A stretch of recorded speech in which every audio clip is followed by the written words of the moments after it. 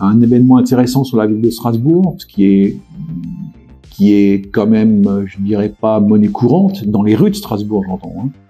Pourquoi pas? Donc je me suis dit, ok, allons-y, je vais pas en faire 25 000 puisque j'ai plus 20 ans. Donc faisons celle-là, et puis j'apporterai peut-être ma petite pierre à l'édifice et à la, je dirais, à la vulgarisation de l'art dans la cité. Alors le processus, c'est une idée qui est dessinée, décrite, et qui est certainement venue d'une rencontre entre Michel et un bloc de marbre que j'avais chez moi au dépôt. Et c'est suite à cette émotion ressentie en face de ce grand bloc de marbre blanc de Carrare qu'il a échafaudé intellectuellement son œuvre pour en faire ce qu'elle sera, ou telle qu'elle sera livrée au public.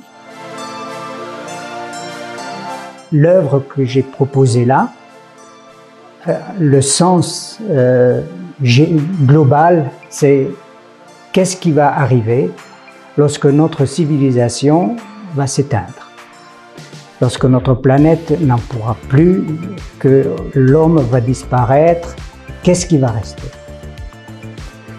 Alors, c'est ce que j'ai essayé de développer dans ma sculpture. Le titre, c'est l'après-histoire, en 2 mots. Mais l'après-histoire, il y a le mot histoire, et il y a aussi la préhistoire, c'est-à-dire le début de l'humanité. Et nous, là, j'ai voulu montrer la fin de l'humanité. Alors pour moi, l'industrie magnifique, c'est quoi? C'est tout simplement offrir du plaisir et de l'émotion aux Strasbourgeois. Une grosse surprise pour les gens dans la rue,